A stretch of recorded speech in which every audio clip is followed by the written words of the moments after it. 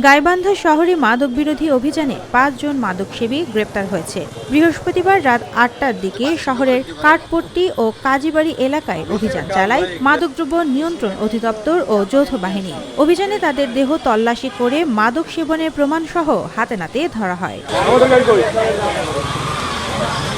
ভ্রাম্যমাণ আদালতের মাধ্যমে ঘটনাস্থলেই দেওয়া হয় বিভিন্ন মেয়াদের সাজা। গ্রেপ্তারকৃতদের মধ্যে কেউ পেয়েছেন ৭ দিন, কেউ ১০ দিনের বিনাশ্রম কারাদণ্ড, সঙ্গে ১,০০০ টাকা জরিমানা। আর জরিমানা না দিলে ২ থেকে ৩ দিনের অতিরিক্ত কারাদণ্ডও নির্ধারণ করা হয়। অভিযানে নেতৃত্ব দেন এক্সিকিউটিভ ম্যাজিস্ট্রেট রোমেল পাল। সঙ্গে ছিলেন মাদকদ্রব্য নিয়ন্ত্রণ অধিদপ্তরের কর্মকর্তারা ও যৌথ বাহিনীর সদস্যরা। তারা জানান, গাইবান্ধার আইন শৃঙ্খলা পরিস্থিতি ঠিক রাখতে এবং মাদকের ছোবল থেকে যুব সমাজকে রক্ষা করতেই এই অভিযানটি পরিচালিত হয়েছে। সুবর্ণা মেহজাবিন, দেশকাল নিউজ।